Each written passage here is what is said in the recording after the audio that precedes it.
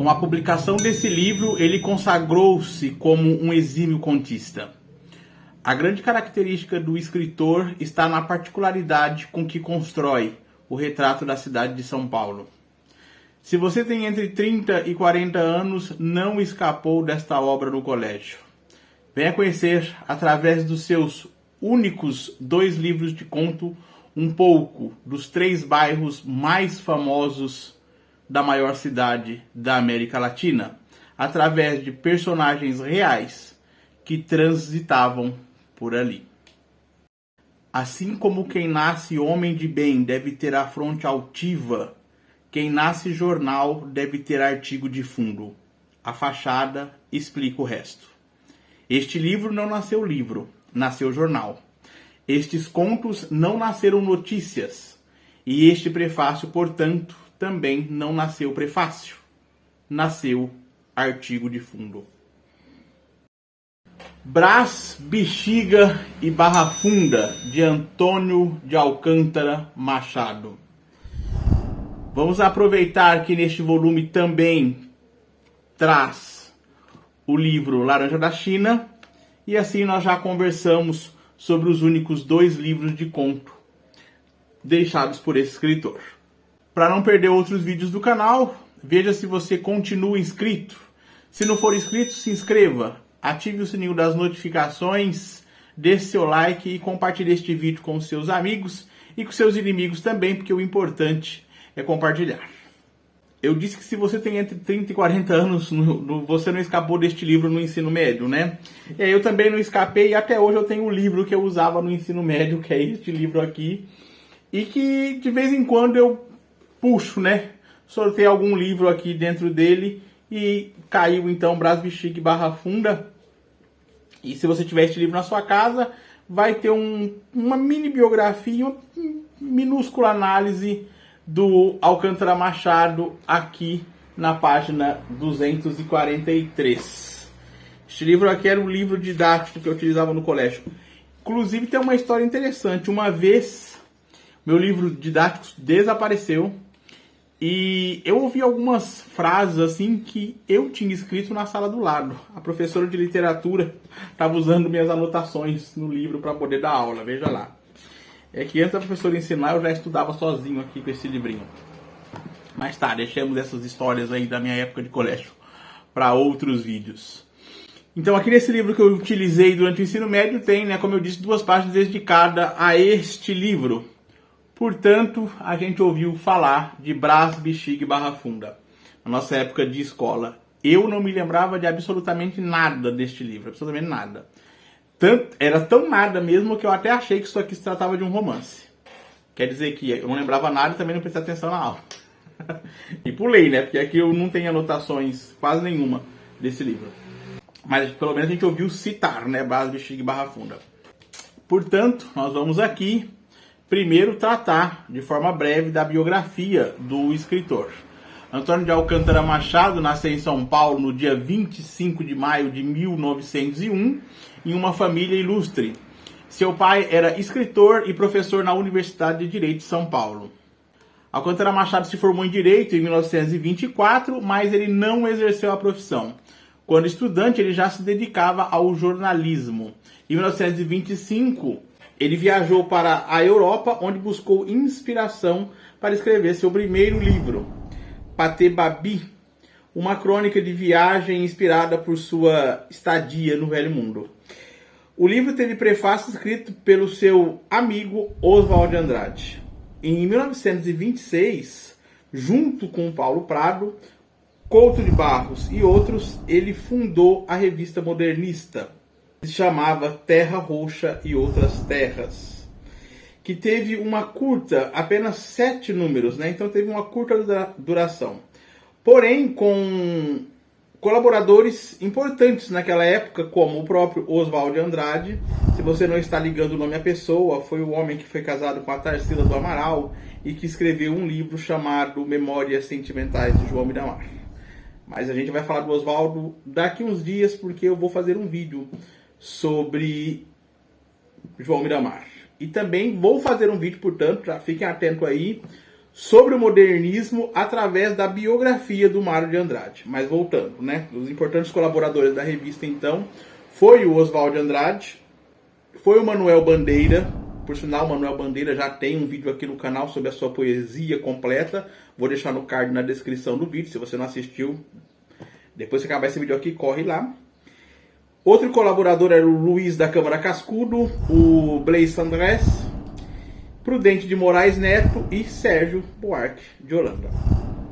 Alcântara Machado escreve contos sentimentais e irônicos para serem publicados em jornais, optando pela temática do mundo dos imigrantes italianos que se concentram ou se concentravam nos bairros Paulista do Brás, Bexiga e Barra Funda, usando com frequência expressões italianas no seu texto. E em 1928, reunindo esses contos, ele publica então este livro.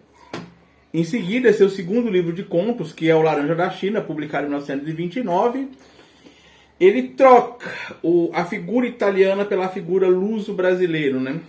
Em 1929, ele se une ao Oswald de Andrade para fundar então a Revista Antropofágica, ou a Revista de Antropofagia. Em 1931, com Mário de Andrade, ele dirige a revista Hora. Antônio de Alcântara Machado não conheceu grande sucesso em vida, sendo valorizado por gerações posteriores. Ele falece em São Paulo em 1935, aos 33 anos, vítima de complicações de uma cirurgia no apêndice.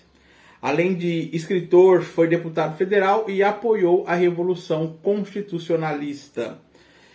Sua obra é conhecida por um caráter nacionalista e crítico, pela valorização da diversidade cultural e étnica, além de uma linguagem concisa. E a linguagem você percebe que é bem concisa mesmo ao ver os contos, que são curtíssimos. Tem conto de 2, 3 páginas no máximo, e a fonte é até boa desta edição aqui. Como já dito, Brás, Bexiga e Barra Funda nasce sob a influência do movimento modernista. Seus contos em estilo jornalísticos retratam de maneira singela e bem-humorada personagens típicos dos bairros ítalo-paulistanos. Lido no início desse vídeo, o próprio autor anuncia que esse livro nasceu como artigo de jornal. Por isso que eu cito que os personagens são verídicos, porque eram pessoas que ele via na rua. E melhor dizendo, os textos não nascem como artigo de jornal, né? Eles nascem como notícias mesmo. Apesar de não ter adorado o livro, eu entendo que ele é importante como retrato de uma época e colabora para entender a história da imigração no Brasil e a formação da cidade de São Paulo. Os textos retratam a vida dos imigrantes de forma realista e mostram as dificuldades que eles enfrentam para se adaptar a uma nova cultura, a uma nova realidade, a um novo país. E o próprio autor esclarece na página 21. Vou ler aqui um trechinho para vocês. Brás, Bexiga e Barra Funda, como um membro da livre imprensa que é, tenta fixar tão somente alguns aspectos da vida trabalhadeira, íntima e cotidiana desses novos mestiços nacionais e nacionalistas. É um jornal, mais nada. Notícia, só. Não tem partido nem ideal. Não comenta, não discute, não afronta. Principalmente não aprofunda. Em suas colunas não se encontra uma única linha de doutrina. Tudo são fatos diversos, acontecimentos de crônica urbana, episódios de rua. O aspecto étnico dessa novíssima raça de gigantes encontrará amanhã o seu historiador, e será então analisado e pesado num livro. Brás, Bexiga e Barra Funda não é um livro. Falaremos adiante de cada um dos contos daqui. Já sobre Laranja da China, livro que sai um ano depois do primeiro, apresenta uma série de figuras humanas com designativos alusivos a grandes personalidades da história, mas que são pessoas comuns, pessoas do cotidiano. O livro ilustra tipos urbanos reconhecíveis, desde figuras marginais das camadas médias até tipos de alta burguesia paulistana. O escritor nessas narrativas mostra-se um mestre na técnica do retardado. Oh. De novo. O escritor nessas narrativas mostra-se um mestre na técnica do tempo retardado. Crise de rir no vídeo não dá, né? Crise de riso. O escritor nessas narrativas mostra-se um mestre da técnica do tempo retardado, que é uma espécie de câmera lenta na literatura, em que o autor detém a passagem do tempo e descreve os mínimos detalhes. O título Laranja da China é uma expressão que era popular naquela época, né, na época em que o livro foi escrito. Essa expressão é uma paródia dos acordes iniciais do hino nacional brasileiro. Além disso, o livro é uma coletânea de contos que retratam a vida cotidiana de pessoas comuns, como já foi dito, mas que são nomeadas com referências a grandes personalidades da história. Portanto, o título pode ser entendido como uma maneira de destacar a ironia e a sátira presente na obra. Analisando o título em separado, laranja, uma fruta cítrica originária da China. As primeiras laranjas foram cultivadas na China há aproximadamente 4.000 anos. Hoje em dia, a laranja é cultivada em muitos países, incluindo o Brasil, Estados Unidos e Espanha. Já a China é frequentemente associada a coisas exóticas e mirabolantes, principalmente devido às narrativas de Marco Polo sobre suas viagens ao Oriente Médio no século XIII.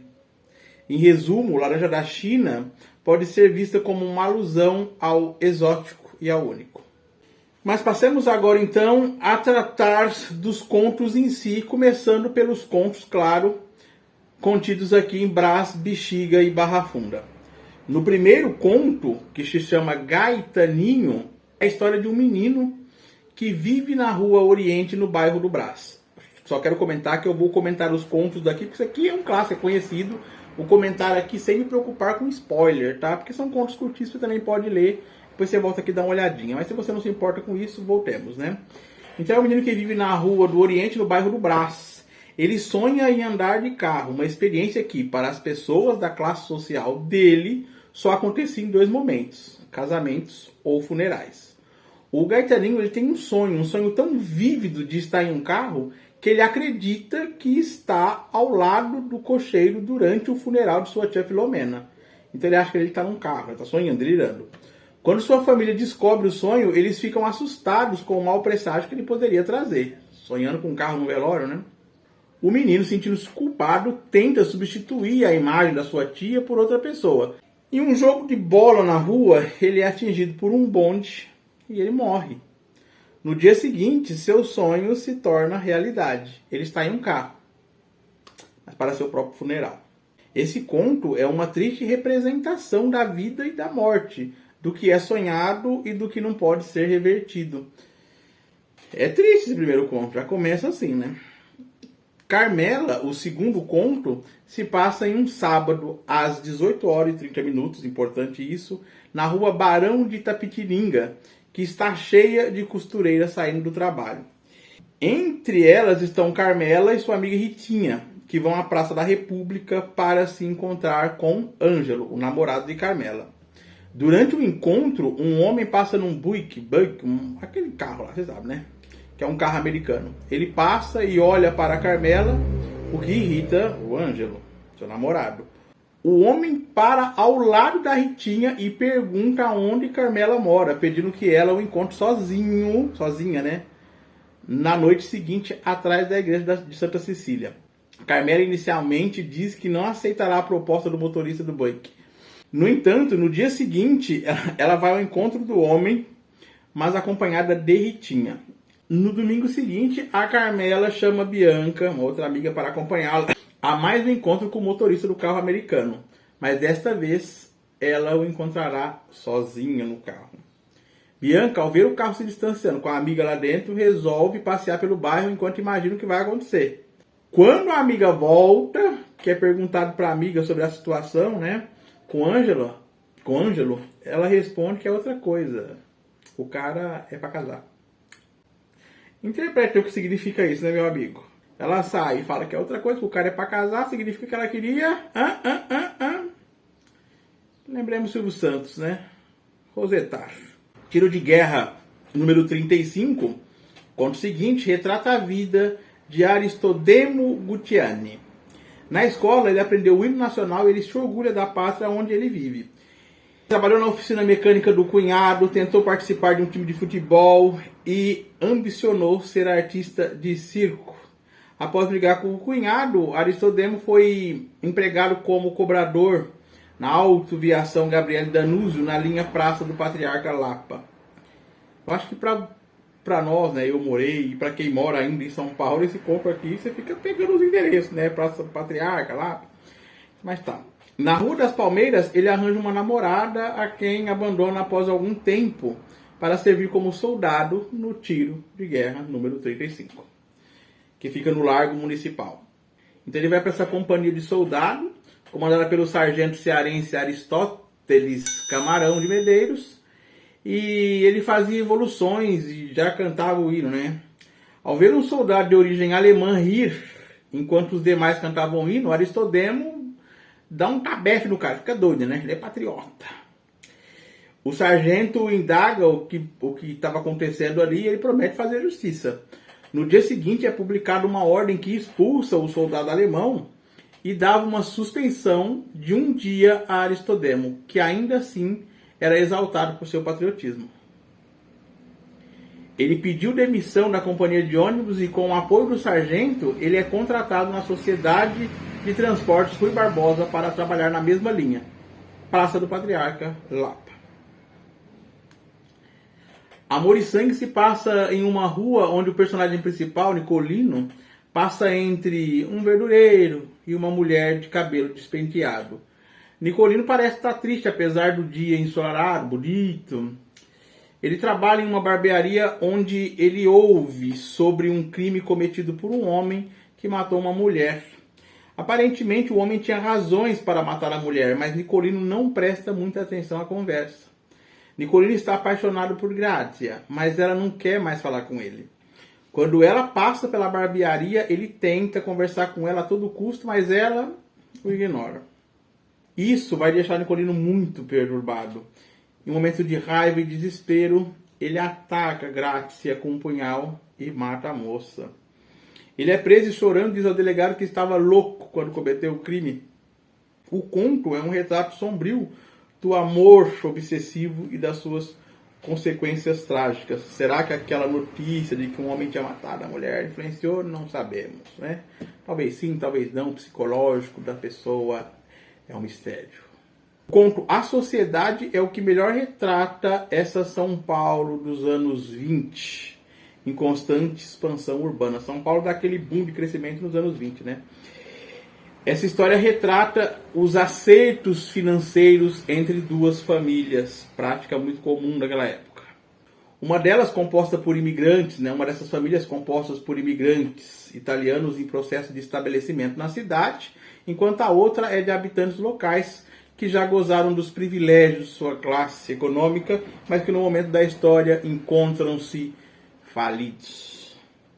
O que temos aqui é a união entre Teresa Rita e Adriano Melli, jovens que se interessam mutuamente, não apenas amorosamente, mas pelos bens que podem ser conquistados com a oficialização do matrimônio.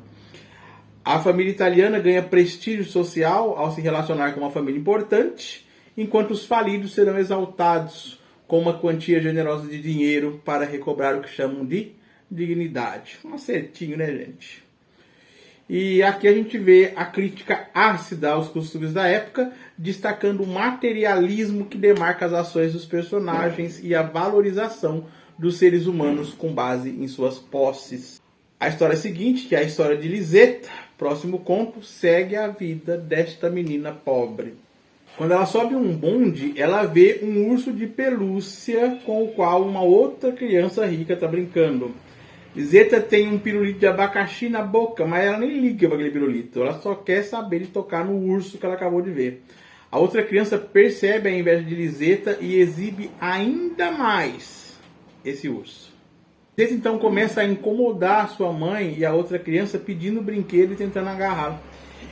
Em italiano, a mãe de Liseta lhe dá um sermão, um beliscão e promete uma lição quando chegar em casa. Quando chegar em casa a gente certa, né? Quem nunca ouviu isso já da mãe? Quando chegar em casa a gente se... A mãe Rita, descendo do bonde, acena com o urso por uma maldade. A mãe da rica, exibida. Já na porta de casa, a Liseta começa a receber o quê? A surra, né? Prometida. Os outros garotos espiam. O Hugo chega da oficina e pede para a mãe parar de bater na irmã, dando-lhe um pequeno urso de lata. Muito contente, Liseta leva o urso para o seu quarto, onde se tranca. E aí tudo acaba como deveria acabar. Corinthians 2, Palmeiras 1 é o conto que retrata a rivalidade entre os times de futebol Corinthians e Palmeiras, o antigo Palestra Itália, né? A rivalidade é tão grande que você pega a linha do metrô, a linha termina ou começa no estado do Corinthians, termina no estado do Palmeiras, né? Fizeram uma ligação nessa rivalidade hoje em dia. Nessa época ainda não existia.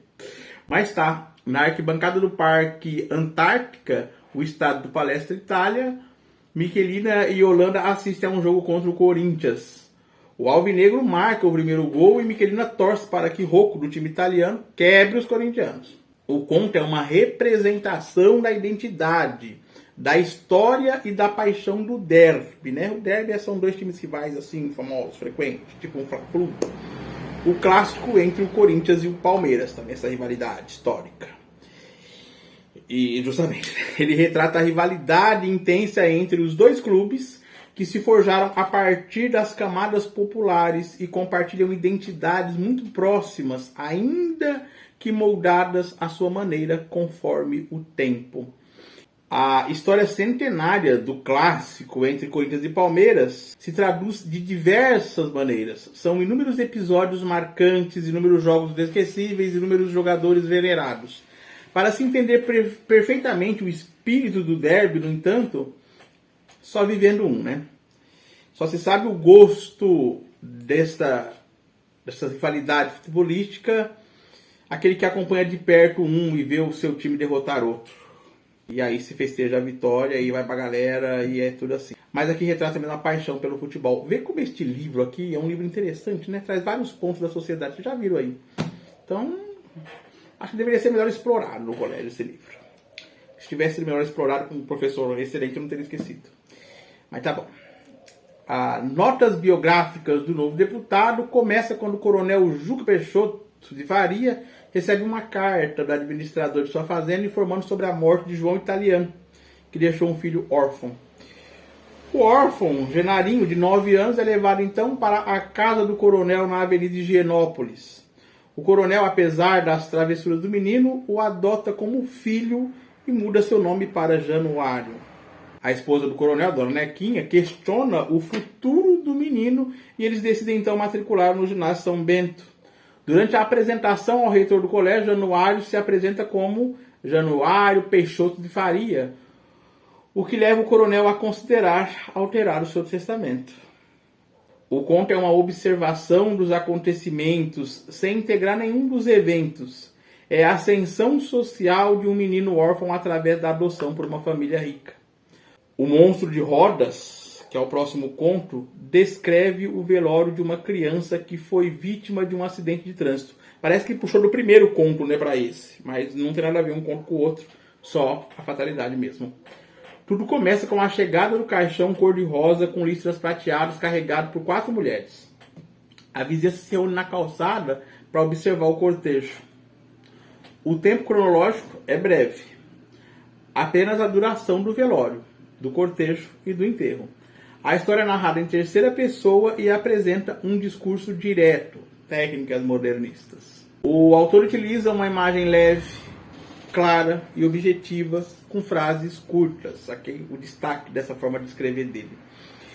O espaço é o meio urbano dividido em 2 partes. O aberto, onde acontece o acidente, e o fechado, onde acontece o velório. O que temos aqui é uma crítica à chegada do progresso representado pelo automóvel, que aqui é conhecido, né, como monstro de rodas, o que prova que as pessoas não estavam preparadas para essas evoluções, essas tecnologias. O Armazém Progresso de São Paulo tem como personagem o Natal, o dono do armazém que dá título ao conto, que anunciava vender de tudo e garantia 1 conto de réis a quem provasse o contrário, que provasse que ele não vendesse de tudo. O filho de um doutor sempre brincava pedindo qualquer coisa inventada, pedia qualquer coisa que não existisse para poder receber a recompensa, mas o Natal dizia que o anúncio era só para tapear trouxas. Então é melhor não pedir recompensa, né? Para não passar de trouxa. Trabalhando sem parar, Natália e sua mulher, Dona Bianca, já haviam ampliado o negócio de uma maneira mais vantajosa. E passam lá então o armazém que tinha 2 portas, ter 4 portas. Natália observa a padaria do português perto do seu comércio, que lhe dava dinheiro e estava em crise. E imaginava que um dia iria comprar todas as cebolas do estoque daquele cara quando ele falisse. Dona Bianca chama o marido para dentro e lhe conta que ouviu um mulato que trabalha no abastecimento falar sobre o futuro aumento do preço da cebola por conta de uma crise. O outro está vendendo barato, né? Natália confirma a história com o mulato e decide cobrar a dívida do português, o português era para ele, em cebolas, antes que ela se valorize. Cobrava a dívida, botava o preço lá em cima, e aí tinha o seu lucro maior do que o valor da dívida. Inteligente, né? Simples, mas inteligente. Dona Bianca, então, vai dormir sonhando em viver num palacete na Avenida Paulista por causa dos lucros da cebola. Olha que loucura. Nacionalidade, o último conto que compõe a coletânea Brás, Bexiga e Barra Funda retrata a vida de Tranquillo Zampinetti, um barbeiro italiano que vive na Rua do Gasômetro. Rua do Gasômetro, conhece ali a Rua do Gasômetro? Rua do Gasômetro. É lá no Brás, gente, é lá no Brás. Você que mora em São Paulo sabe qual é a Rua do Gasômetro. Ele é um patriota fervoroso que sempre lê os comunicados de guerra no Fanfulha. Muitas vezes ele lê esses comunicados em voz alta, cheio de entusiasmo. Dias memoráveis, ele brande sua navalha como uma espada, né, diante dos seus clientes assustados. No entanto, Tranquilo enfrenta um desafio doméstico. Seus filhos, Lorenzo e Bruno, se recusam a falar em italiano.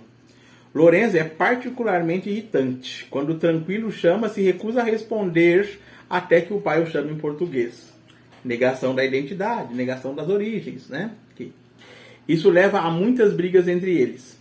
A história é ambientada durante a guerra na Europa, quando Tranquilo já é proprietário de vários prédios, é um membro influente do Partido Republicano Paulista, o PRP. Acho que era o partido do Washington Luiz? Não sei, tá, mas ele faz parte desse partido. O filho Lourenço está envolvido na firma Vandinelli e Companhia e está noivo da filha mais velha do Major Antônio Del Piccolo. E assim, destacando desafios que os italianos enfrentam ao tentar manter sua cultura e a língua enquanto se integram à sociedade brasileira. Se encerra Brás, Bexiga e Barra Funda. Viu? Os contos aqui são interessantes, gente. Pega pra ler, ó. É curtinho, pequenininho. Aqui tem 2 livros. Mas se tivesse só só Brás, Bexiga e Barra Funda, tem 73 páginas. Só Brás, Bexiga e Barra Funda. É interessante, viu? Mostra vários aspectos. A integração dos italianos, a história da época, o sonho de enriquecer numa terra nova, né, no caso das cebolas ali do rapaz, o casamento entre famílias que eram ricas e ficaram pobres, famílias italianas que chegaram pobres e ficaram ricas. Você tem vários retratos aqui bem interessantes em Brás, Bexiga e Barra Funda, hein? Dá uma chance para ler esse livro aqui. É simplesinho de ler, é fácil de ler. Agora vamos falar então dos contos que compõem Laranja da China, começando pelo conto chamado O Revoltado Robespierre. Um personagem que toma o bonde todos os dias úteis às 10h30 no Largo de Santa Cecília. Ele é conhecido por suas reclamações constantes com o motorneiro e por sua atitude desafiadora. O motorneiro é o cara que guia o bonde. O cara que é tremido. O personagem paga a passagem com uma nota de 10 mil reais e exige o troco imediatamente. Cara chato, seu Robespierre, hein? Ele retém o condutor com um gesto e verifica sossegadamente o troco e se recusa a aceitar uma nota com o retrato de Arthur Bernardes, que era o presidente do Brasil, ou ex-presidente do Brasil nessa época. Durante a viagem, ele faz comentários sobre o anúncio do bonde, critica o cheiro do Largo do Aroche e reclama do preço da carne de leitão. Falou Largo do Aroche, eu lembro de Sai de Baixo, que era no Largo do Aroche.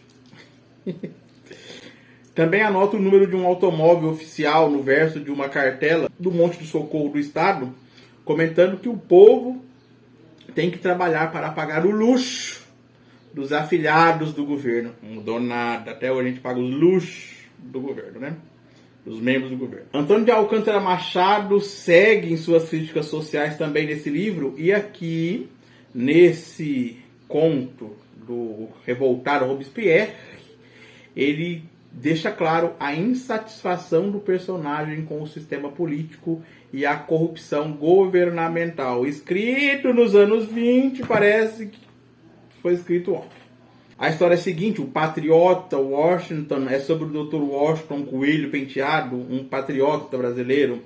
Numa manhã, ele está dentro do carro, guiado pelo chofer, refletindo o fato de que, há 38 anos, Deodoro da Fonseca fundou a República sem querer. Então, eles estão no dia do feriado de proclamação da República. E do nada ele grita pro motorista ir para Mogi das Cruzes. Ah, eu já morei em Mogi das Cruzes, viu? É. Eu vou contar a minha vida com os contos. Maravilhoso. Eu sou assim mesmo. Ele se considera um verdadeiro brasileiro. Tem uma bandeira nacional em forma de broche no peito, né? Na lapela, na verdade. Ele exala símbolos nacionais. Ensinou os filhos a cantar o hino quando eram bem crianças e tudo mais. Ali no carro, ao seu lado, está a esposa, sempre muito reservada. Durante a viagem, o doutor faz várias observações sobre o Brasil, se orgulha do movimento nas ruas durante o feriado e acredita que nem em Paris tem um movimento igual aqui no Brasil no dia da independência. E se ele tivesse visto o desfile do Lula desse ano, coitado, não tinha ninguém. Mas vamos embora.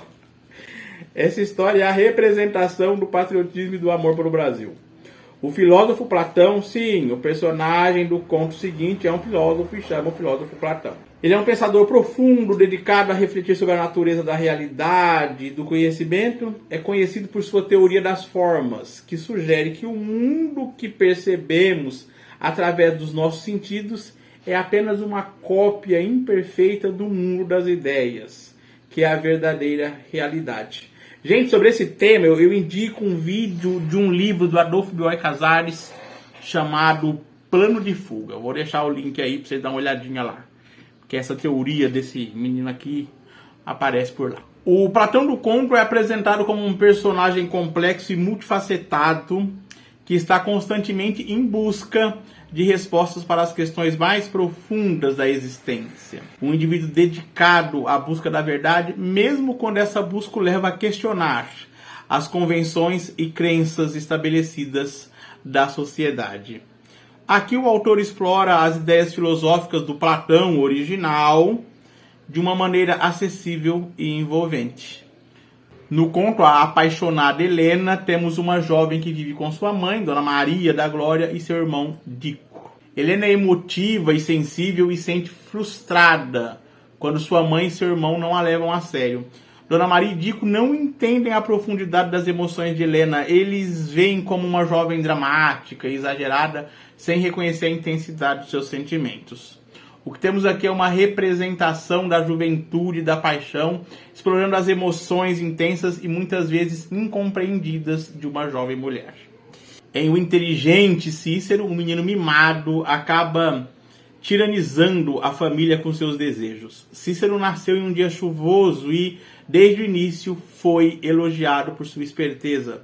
Ele é filho do Major Manuel José de Sá Rodrigues, conhecido fabricante do molho João Bull e da pasta dentifrícia japonesa. Nossa, falei pasta dentifrícia, lembrei da Dilma. Aí eu sou...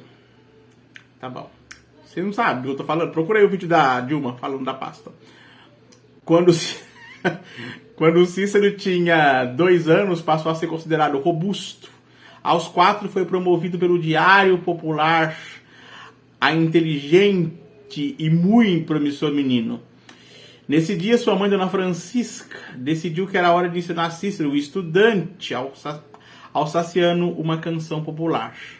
Na véspera do Natal, quando Cícero tinha 5 anos, ele estava brincando quando Dona Francisca veio buscá-lo para dormir. Cícero resistiu, mas acabou sendo levado para a cama. Antes de dormir, colocou seu sapatinho atrás da porta para que o São Nicolau deixasse-lhe um presente. Típico de criança mimada, né? Ele pediu uma espingardinha, mas na manhã seguinte ele encontrou um brinquedo de armar. O conto trabalha com a questão da infância e dos desejos de uma criança, explorando as emoções infantis e muitas vezes incompreendidas de um jovem menino. A Insigne Cornélia, uma mulher que enfrenta um dia difícil em sua vida. Ela lida com um marido estúpido, um filho ausente e uma filha cadeirante. Além disso, suspeita que está grávida novamente. Ei, saudade do anticoncepcional. Naquela época não tinha, né? Vamos pro conto seguinte. O mártir de Jesus, o menino que se esforça para sustentar sua família. Cristiano de Jesus, 20 dias antes do Natal, lamenta a situação da sua família durante o almoço. Reclama que ninguém economiza em casa, que ele tem que lidar com todas as despesas sozinho. E a sua família parece não levar suas preocupações a sério. Sua filha Fifi está mais interessada em encontrar um modelo de fantasia na revista da semana. E o filho, Aristides, faz piada da situação do pai. Para desesperado com as dívidas e fazendo piada. Dava um tapa na boca. A violência, não pode... Nós somos contra a violência nesse canal.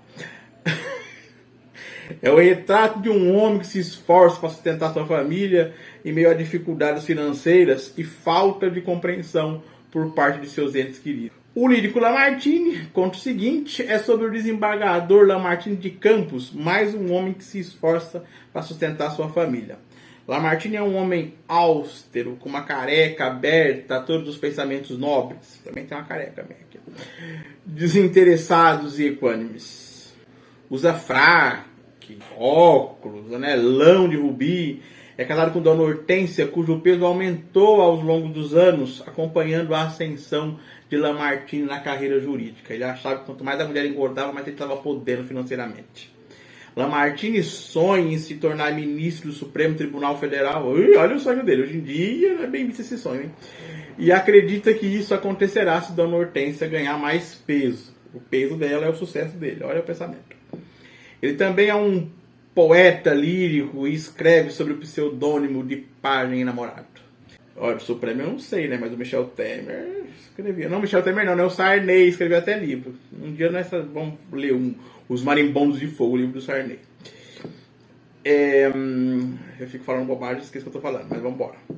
Então, essa história do Lamartine é a história de um homem que se esforça para alcançar seus objetivos, apesar das dificuldades e desafios que enfrenta. Mas o desafio dele é bem mais fácil, né? O desembargador... Fala na agulha. O Engenho Dagoberto é sobre o personagem de mesmo nome e sua família que visitam uma loja. Na loja, a família faz várias compras. Dagoberto quer um paletó de alpaca, a mulher quer um corte de caça verde ou cor-de-rosa, a filha quer uma bolsinha de couro com espelho e uma lata para o pó de arroz. Já o filho de 10 anos quer uma bengalinha e o de 8 anos e meio quer um chapéu bem vermelho. O de 7 quer tudo e o menorzinho só quer mamar, mas o leite não está disponível. Depois das compras, a família vai ao Jardim da Luz e se diverte observando os animais e tira uma foto com um fotógrafo espanhol. No entanto, a foto sai tremida e o fotógrafo mesmo assim cobra 12 mil reais por meia dúzia de retratos.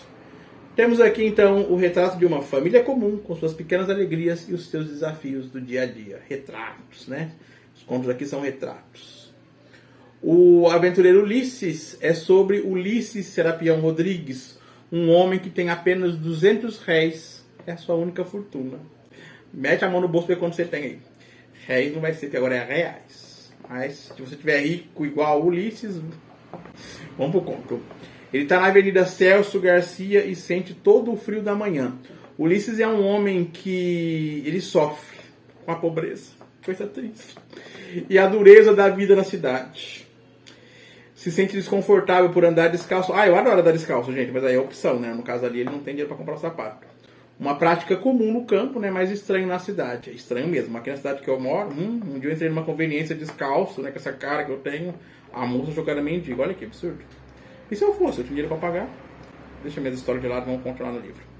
Ele tenta esconder os seus pés, mas acaba se sentindo mal e decide andar com confiança, como se estivesse calçado. Ele compra um jornal com sua última moeda, embora preferisse comprar 2 sorvetes. E se sente triste por ter que gastar seu dinheiro dessa maneira, mas se consola com o fato de que agora possui um jornal. Será que ele leu os classificados para procurando emprego? O conto não fala, mas deve ser, né, Paco? Eu comprava sorvete. É a luta de um homem contra a pobreza e a dureza na vida na cidade, destacando as dificuldades e desafios que ele enfrenta. A piedosa Teresa, uma mulher viúva que se preocupa tanto com o espiritual quanto com o material. Vocês vão ver o material que ela se preocupa. Dona Teresa organiza uma procissão em honra a São Gonçalo, onde os homens formam 2 filas diante do altar. São Gonçalo está enfeitado como um recém-nascido e os violeiros puxam a reza e encabeçam as filas. Dona Teresa é viúva de um português, mas aí, ó, o material. Logo após a morte do marido, ela se junta a Crispim. Material que ela está cuidando. Sua filha namora um polaco e é conhecida por sua beleza. Dona Teresa é uma mulher que equilibra suas responsabilidades mundanas, vocês entenderam, né? Responsabilidades mundanas, com suas crenças religiosas. Ela cuida da alma do marido morto e do corpo do namorado vivo. Ai, esse conto. O livro... Eu sou maluco, né? O livro se encerra com O Tímido José, um conto que se passa na madrugada fria de São Paulo, onde a violência domina a cena. Até hoje, né? Antigamente era bem menos, eu acho. O personagem principal se encontra sozinho e desanimado. Ele olha para o relógio que marca 10 para as 2, começa a bater com os pés no asfalto molhado e tem uma sensação sem propósito de se encontrar ali sozinho. Ele não consegue ficar quieto e sente a necessidade de fazer algo. Em um momento, o José vai até o meio dos trilhos para ver as luzes do bonde. Uma mulher atravessa a praça e vem na sua direção. Ela para a uma distância de 2 metros dele. José tem certeza que algo vai acontecer. A mulher olha para ele, desvia o olhar, puxa o relógio. E esse conto, justamente, ou fazendo parte com a piedosa Teresa, são exemplos de excelência de Alcântara Machado na construção de personagens. Quer saber por que a mulher olhou para ele e puxou o relógio? Se você quer saber, leia o livro de contos Laranja da China. Então também aproveite e leia Brás, Bexiga e Barra Funda, porque eu não vou contar.